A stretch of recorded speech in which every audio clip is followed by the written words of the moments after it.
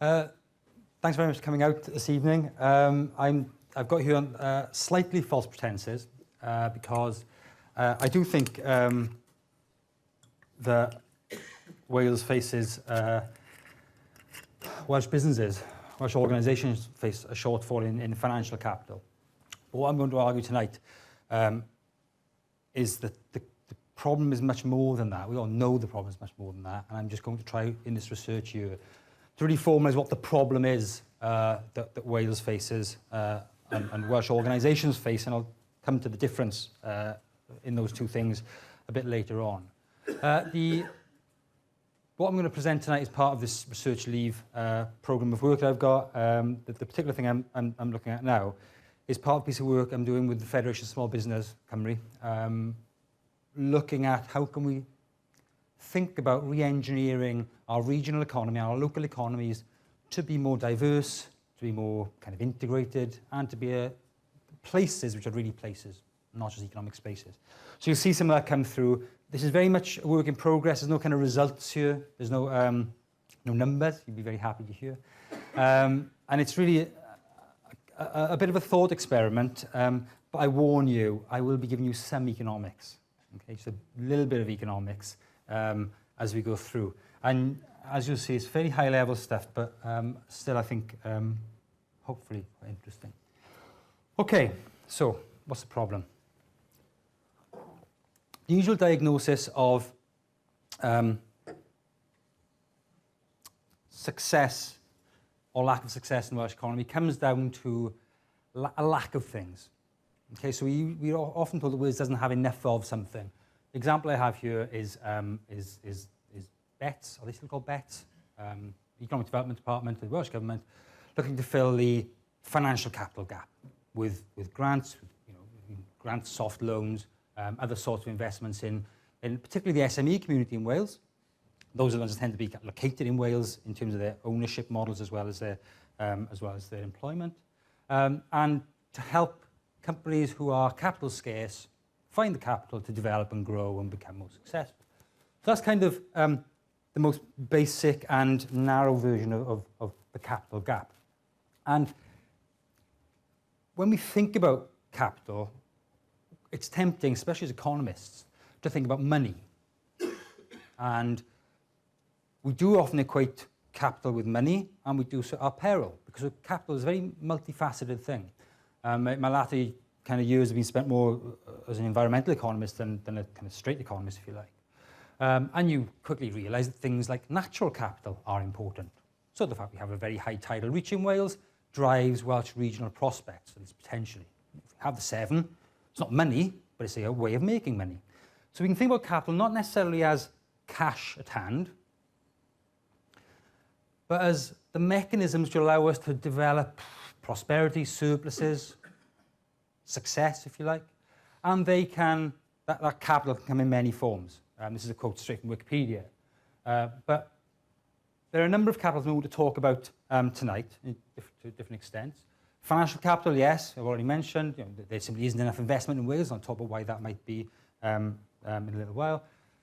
Physical capital, natural capital. Physical capital being kind of, the machines we use to make stuff, although not much anymore, better or worse. Human capital, clearly very important for Wales, and something which economists have long ignored, or at least treated very, very sketchily.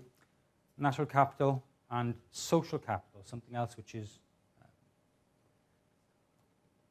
economists are learning lessons from psychologists and sociologists about the importance of relationships in driving organisational success, both inside organisations and between organisations.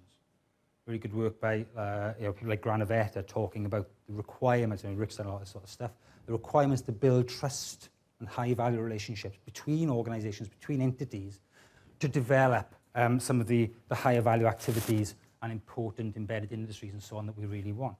Now, the problem I think we have is that Wales faces limitations in all of these areas. I'm not saying we don't have any of these capitals. We certainly have plenty of natural capital. But the way in which we can access these capitals in order to develop our regional economy, regional success, and the success of organisations within that is constrained, it's difficult for a number of reasons. And this is not just an SME story. I will argue that this kind of, the lack of critical mass in a number of areas affects organisations across public and private sector, including the third sector, and we don't currently have policies which reflect kind of nuances of how capital works in Wales and in other places sufficiently. This is the theory bit. Now, I was brought up to be a good economist in my undergraduate studies at Aberystwyth. I was told that capital is magic because it's weightless, it's all-knowing, it's costless in its movement across space, it's rational in the way it allocates itself to appropriate uses. And in this world of homogeneous, easy-flowing capital, you have some very strong policy prescriptions for places which don't do very well. So if, for example, you are China and you have a shed load of people, a billion plus people looking for stuff to do, and the agricultural revolution means you can now feed yourself, notwithstanding the 50 million people you kill in a famine in the late 50s. If you can feed yourself and have a surplus of labour, what you need is some capital to match with that labour, and you can grow your economy based on what we call the Cobb-Douglas production function, which means you've got a lot of labour. What you need is a factory to put people in so you can go to work and make high-value things. So under this kind of weightless, mobile view of capital, rational, aspatial, doesn't care where it ends up as long as the money's there, then the prescription for regional development and national development is very straightforward. If you have a surplus of capital, you need to bring in more labour or export that capital somewhere else. If you've got a surplus of labour, you need to bring in capital. And of course, when you do bring in capital, what you get is higher returns to that capital, married to cheap labour. We see this in call centres in South East Wales. Call centres come to South East Wales because labour is relatively cheap, which means that for these very mobile operations, companies can make a higher profit than if they were in London, because they have to pay people more to work in a call centre in London, because rents are higher. And so, of course, if you can drag capital into a region, then you get regional development, higher levels of income per head, hopefully. That's the idea. And despite the fact that not many of our, well, I don't think any of our current ministers or past ministers in relevant areas in any country, the UK, Alex Salmond maybe, have any training in this area. Despite the fact that we don't have economists in places of power typically, the thinking of power reflects that view of capital. That the economy will just kind of work to allocate capital if we just make sure the conditions are right, i.e. have a kind of liberal approach to market regulation. We allow capital to move as we do within the European Union. And that fundamental, what we call a neoclassical view of capital, shapes economic policy, certainly in the European Union, of which we are a part, certainly in the US, less so in Asia, of course. And we can see this in a number of areas. So, for example, we've got surplus labour in North Wales, or maybe in Cheshire, actually. So we plonk a big Airbus factory there. All those people can go work in Airbus. Great. Higher levels of wages than you would get without that Airbus factory. Higher levels of income per head. Works very well in that case. The problem is, of course, that capital is heterogeneous, not homogeneous. So your human capital, your labour, might be a bit crap. That's a technical term. I'll explain it later.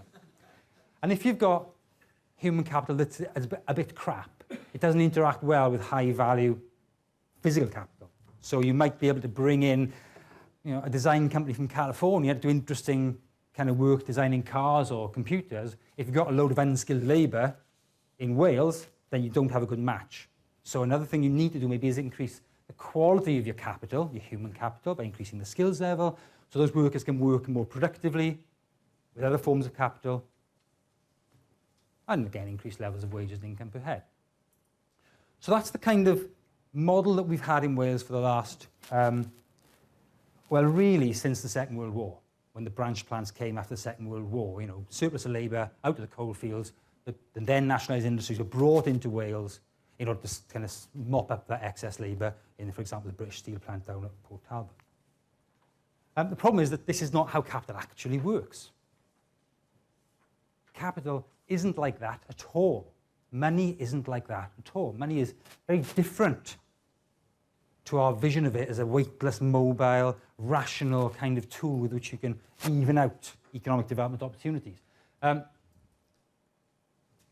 Capital is very nuanced, very multifaceted. It's a stock and a flow. So, for example, we've got lots of capital on Welsh hillsides in the form of wind turbines. So the capital is in Wales, it's been used in Wales, but the flows from that capital do not remain in Wales. So we need to think about, well, who owns the capital is quite important, which isn't in the economic theory, because in economic theory, there's no such thing as owners. As I said, it's heterogeneous, good and bad. So, you know, you have capital and energy. The new Pembrokeshire gas plant will be treated in an economic model exactly the same as Aberthaw. Same sector doing the same thing, generating electricity. Aberthaw is old and crap and about to die. The gas-fired power station at Pembroke will probably be there for 20 or 30 years and very efficient. So you need to think about what sort of capital it is. And as I said, true for labour as well. And what I'm finding in my research is that, of course, where capital is historically dependent.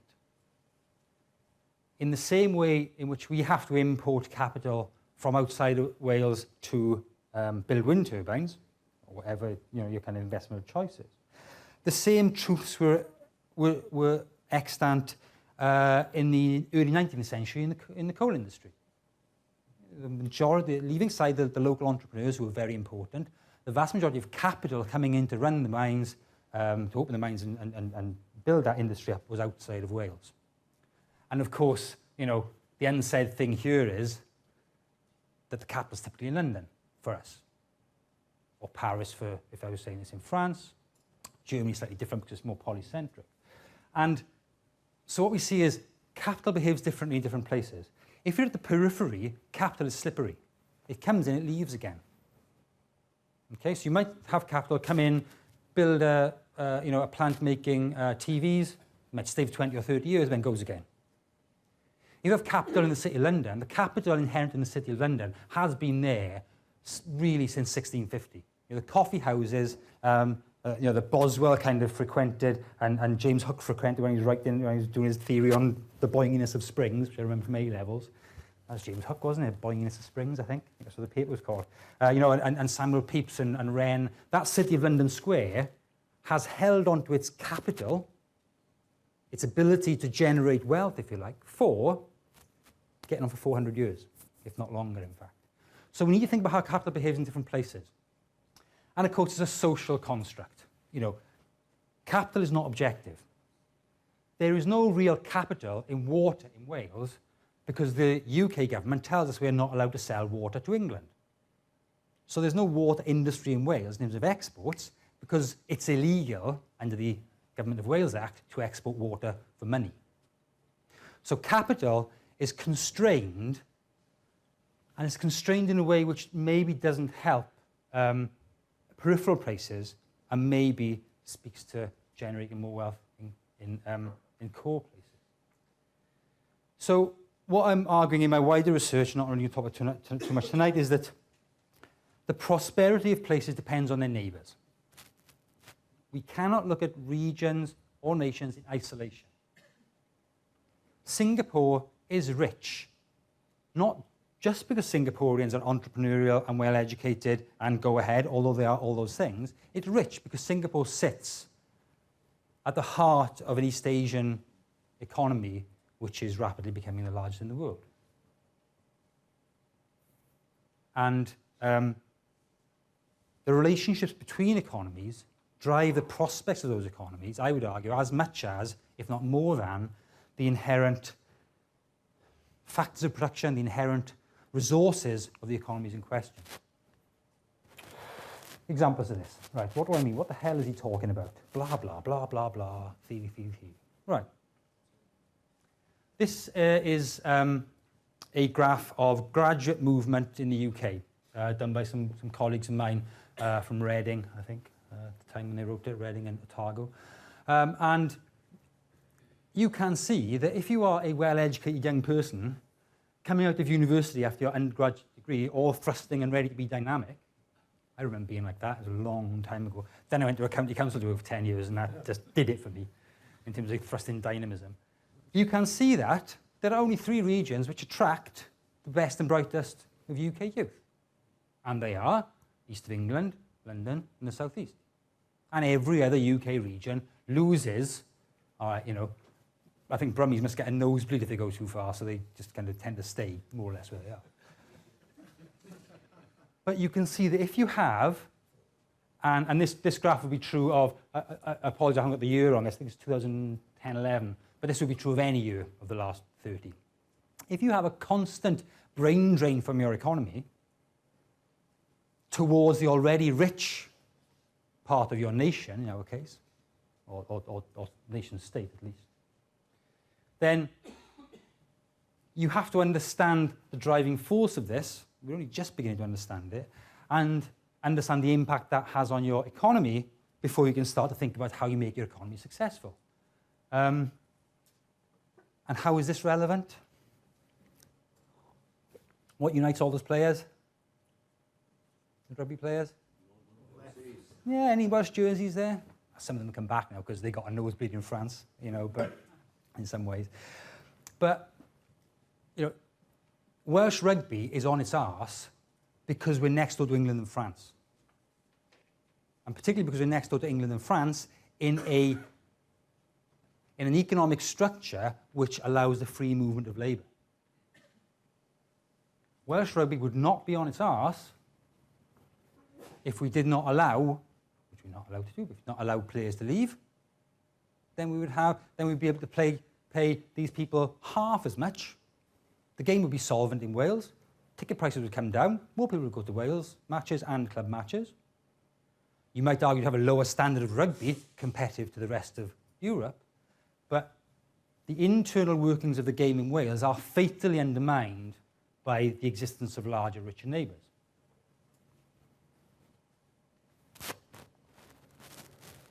So, why does this matter?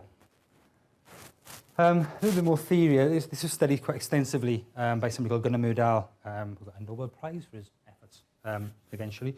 And he talked about really a two-speed system.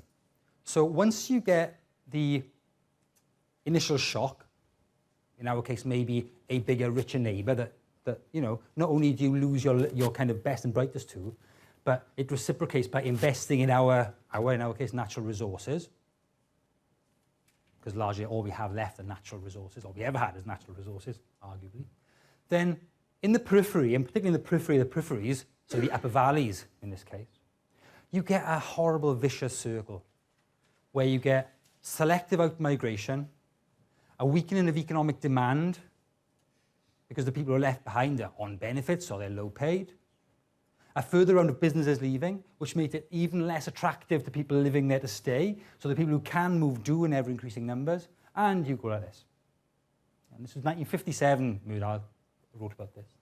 And actually, he wrote about this not just in terms of geographic areas, but he pointed to this happening, so for example, with African Americans as opposed to white Americans.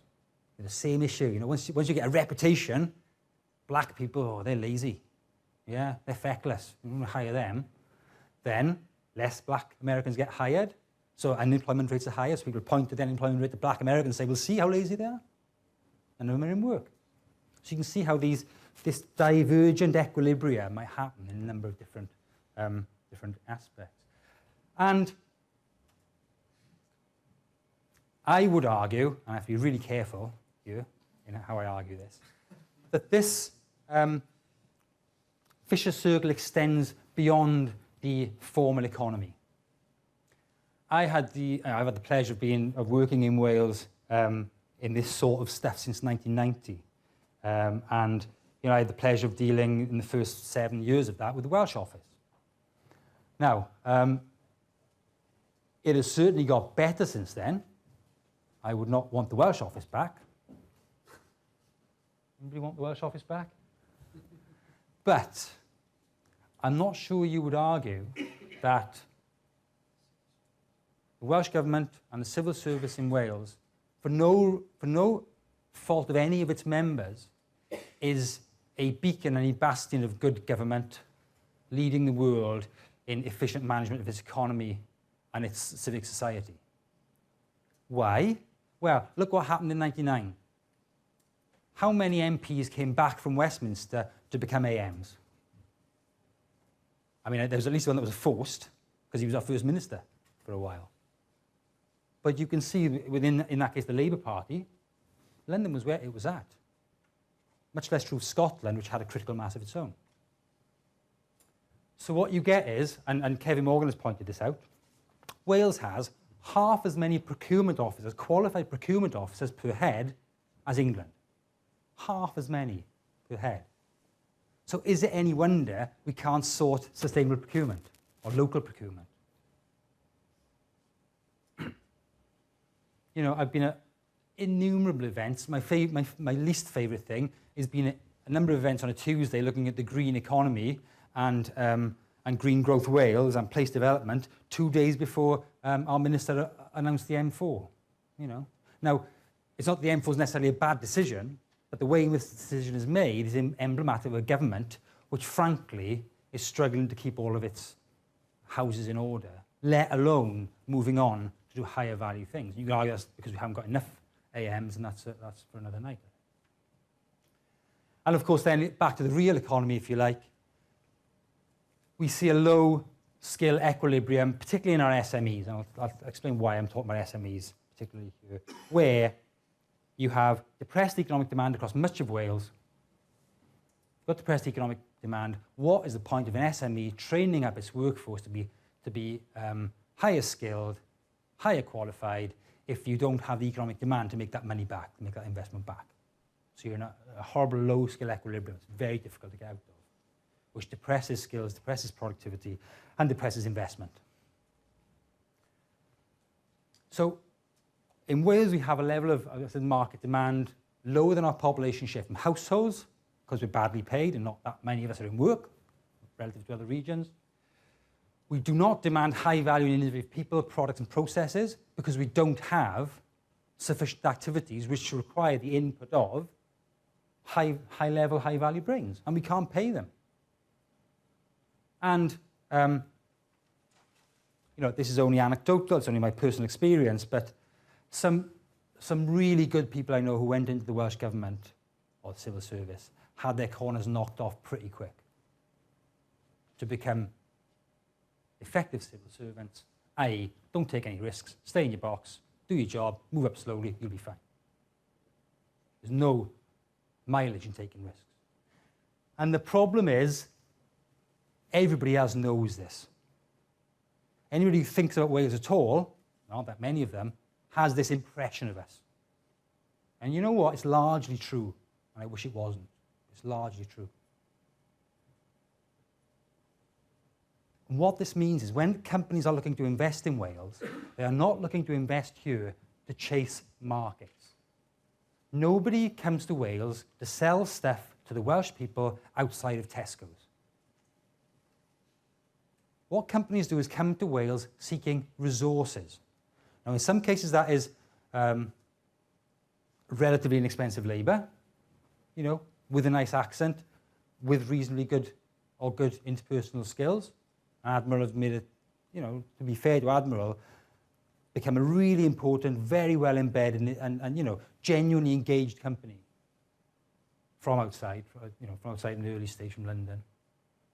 And if you're not investing in that sort of human capital resource, you're investing in really the natural resource of Wales. And in terms of new investments, there's not much else going on.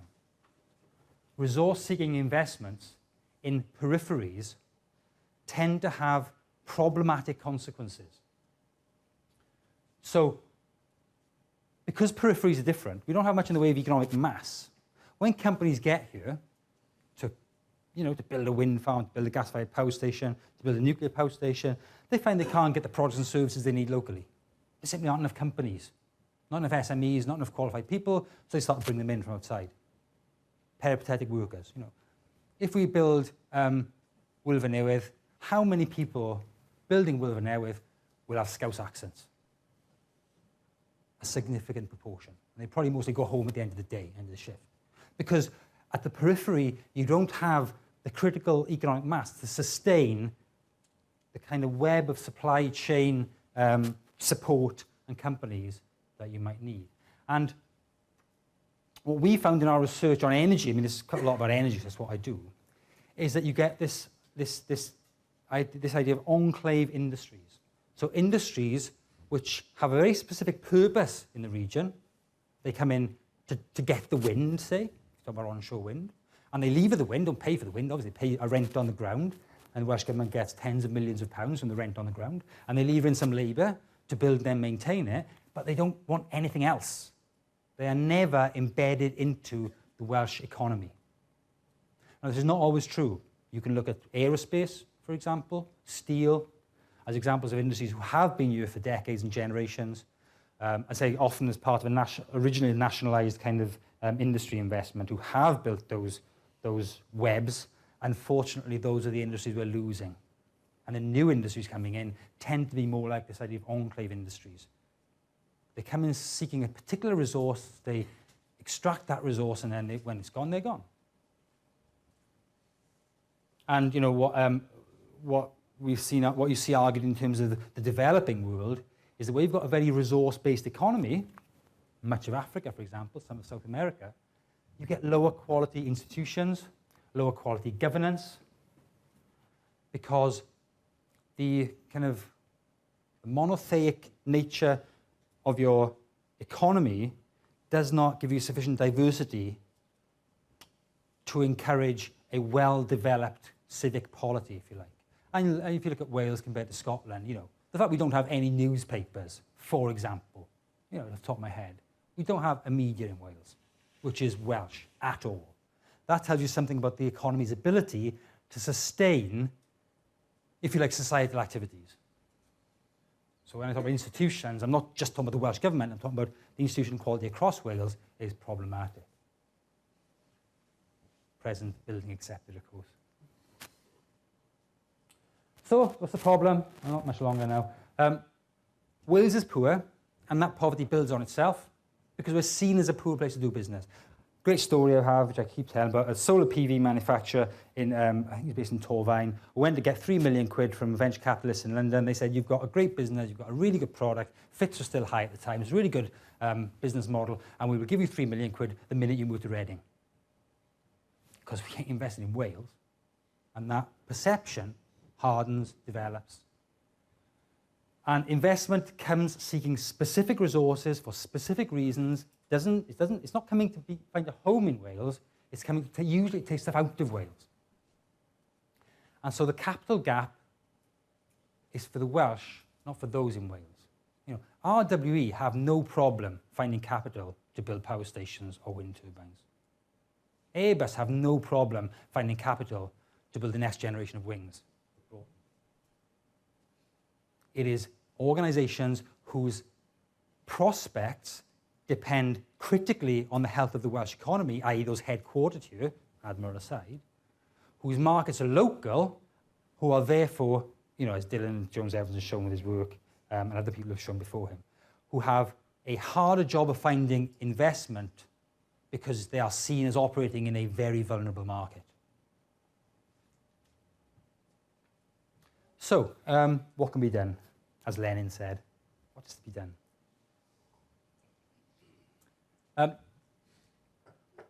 One can try and circumvent established investment vehicles and investment gatekeepers, if you like. So rather than going to the big venture capitalists in London, it's work done by one of my MBA students last year, Mac Faulkner, who in his spare time, I think was captain of a local hockey team or something. I don't know. It's all trivial. But when he was doing his real work, when he was doing the MBA, he did some work on crowdfunding, peer-to-peer lending, the short-circuiting of some of these kind of built-up social, kind of socialized responses, choice models that are living in venture capitalist mind. And, you know, there's certainly an argument that crowdfunding, the peer-to-peer lending, can bypass some of those barriers. But the problem is, you have to have a really good product to get noticed and a really good narrative to sell. You know, and this was in one of our magazine last year. You know, what you need initially is a network of people who know you sufficiently to invest, to get the ball rolling, proof of concept, before you go out to the wider market, the wider crowdfunding market, through whatever platform you're looking at. And of course, the problem is that the SMEs in Wales, interested, innovative, entrepreneurial people in Wales maybe don't have the same level of networks develop networks as people in other parts of the country, in richer parts of the country particularly. Been doing a lot of work with community groups recently, community energy particularly, and if you have a strong narrative, in this case around sustainability, decarbonisation, you can get significant investment into interesting projects. So this is typically not for profit, sort of community and social enterprise, and in this case, a community share offer can encourage people like me to think, well, I'm a nice green person, I want to feel a bit less guilty. I put a couple of grand in to build a set of micro hydro turbines across South Wales to help kind of climate change and stuff. And we see the same thing happen with Tidal Lagoon Swansea Bay. Now, Tidal Lagoon Swansea Bay, clearly, the community share offer is a tiny proportion of the £700 million they're looking for. And that's maybe more of a PR kind of investment, if you like. But still, a way of getting local communities engaged and involved in that development should it go ahead. What we're finding with the community, the micro hydro stuff is it's really interesting. There are some really important behaviours coming out of that sector, very high trust relationships between suppliers, soft loans going between people who want to install turbines and people who might make turbines. In Wales, developing a real supply chain of fabricators, manufacturers, maybe hydro at Swansea, but it's tiny. This is very, very small stuff. We are talking about a couple of dozen people employed across the whole of Wales. Is it scalable? I don't know. If you scale up, do you lose those personal relationships? Once you move beyond the sector into other renewables, other energy, can you do similar things? We're at the early stages of that research. And there's some evidence maybe that, I know the last couple of community share offers struggled to reach their full offer. So we may be looking at the kind of ceiling of that in Wales. But again, it's something which, there may be a niche. There may be an opportunity here to develop a real different way of doing business. I wrote something for Click on Wales a year or two ago, which said, well, look, we've got an easy potentially in the middle of Cardiff, an enterprise zone in the middle of Cardiff, which is going to be a finance enterprise zone. It ain't going to outperform London or Frankfurt or Shanghai. But can you imagine if we just excluded shareholder-owned companies from that stock market and let everybody else in? You would immediately have the opportunity to link investors, socially aware investors, environmentally aware investors, people looking for long-term moderate returns from things like social housing investments, the metro, whatever else, in a way which is genuinely different to anything being done anywhere else, like the aim for Wales, if you like. And by saying this is not for shareholder-owned companies, they can go to London. We want the guys who can't get access to investment. We want them in Cardiff. We want to build a real critical mass of activity, both geographically and across different investing platforms, develop genuinely interesting new investment vehicles, different sorts of holdings, different sorts of shares, which are appropriate for SMEs, partnerships, as well as social enterprise and community enterprise. That, I think, is an opportunity to develop a different way of doing business, finding investment for Wales. And what frustrates me is we sit here, hands up for your public sector at all? Anybody in the public sector? Or private sector? Well, the people who are in the public sector, our pensions are sitting in a huge £8 billion pot in Tesco's and BP and Esso and Marks and Spencer's. Why aren't they here? Why isn't that £8 billion building the metro? Internalising your resources rather than just looking for new resources from outside all the time, I suggest is something we haven't thought about enough. I'm not going to talk about this very much, really. I think there are some opportunities with silk and borrowing powers for the Welsh Government. The problem I have is I don't see evidence of a pent-up dam of fantastic ideas from Welsh Government that have been searching for investment monies that are going to come flooding out as soon as we get borrowing powers. The last round of European funding, what I saw was a lot of fairly crap ideas that have been knocking around for a while, finally getting money. Dave, not you. But, there's a lot of stuff that happened in the last round of the RDF, which, frankly, was a little bit ropey, but finally found a home. Where are the new ideas, genuinely innovative ideas, to use some of this potentially new money? So to finish then, free movement of capital, free movement of labour, a good economist will tell you increases overall aggregate welfare. Because people, capital, factories can go to where they can get most profit. Even if that's true, the benefits don't accrue evenly. They agglomerate, they clump in places like Cologne and Frankfurt and Stuttgart, and in places like Paris and London and Shanghai. And small peripheral economies tend to be not necessarily worse off following globalization or integration, but not much better off, and certainly relative to the people they see next door, the noisy neighbours. That's where you see the problems, when you look at your noisy neighbours who are doing much better than you. You know, and I'm not suggesting that Wales is anything like, you know, God save us, the Democratic Republic of Congo has a GDP per head of about $200 per annum. You know, when they can, you know, when you've got enough surveyors who are not being killed or dying of AIDS to actually fill in the bloody forms. You know, so I'm not suggesting we're anything like in the position of some small peripheral problematic economies are. But when you look at the issues around resource-based investment, poor institutional quality, poor governance, lack of embeddedness of capital, then I think some lessons are transferable across poor nations and poor regions in rich nations. Now, we've been able to ignore this for a long time. Why? Because we're part of a nation state which has historically, and you know, to its credit, spent quite a lot of time and effort and money trying to prop up the poor bits. Now, you can argue why they're poor in the first place and, you know, give us our coal back, but leaving that to one side, you know, we have successive governments, some than others, which have allowing the WGA, for example, to behave as it did throughout the 1980s and 90s and not reining it in, from Westminster now, not from the Wales office, gave Wales a real boost in employment, mopping up excess unemployed, you know, following the great manufacturing recession of 81 to 84, and welfare payments you can see in exactly the same respect. You know, paying people to do nothing, you can argue so they don't riot, Marx might have argued, but paying people to do nothing so their kids don't starve is actually quite a laudable thing. Now, that was only possible because the UK was rich. Yeah, one of the richest Western nations over an extended period, certainly, you know, for the UK, the richest nation in the world since certainly early 19th century.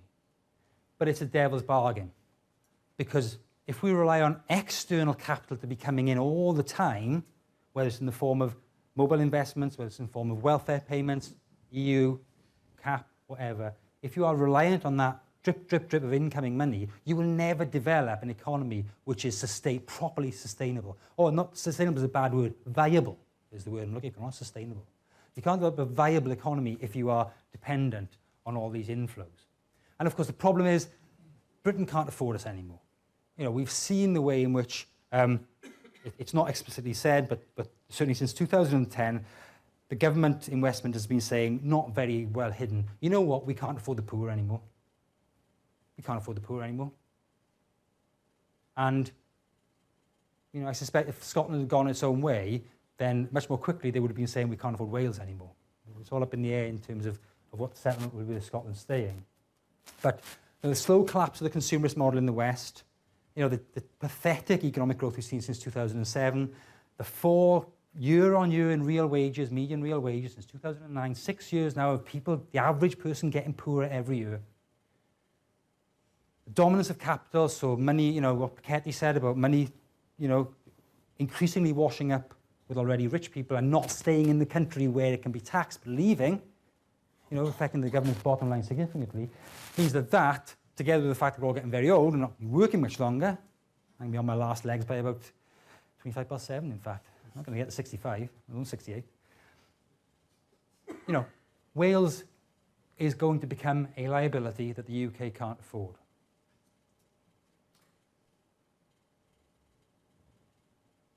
My worry is that so far, nobody in Wales seems to be talking about the what if of an in-out referendum on Europe in 2017, say, and us leaving Europe in the next 5 years. Right? Just close your eyes for a moment and imagine the Welsh rural landscape without single farm payments.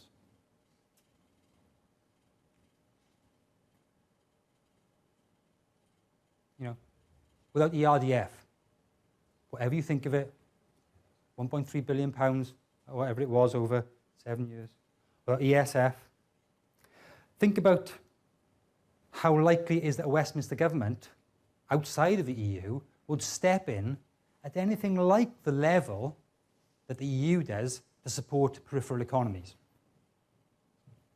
Think about what Wales would look like if tomorrow the tap stopped running. Now, I don't know, but I suggest it's not going to be very pleasant. It might be good for us, you know.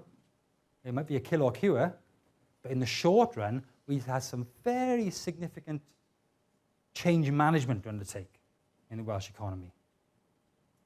And I'm not sure anybody's really thinking about that. We could be there in 5 years. We'd be sitting in a room here outside the European Union.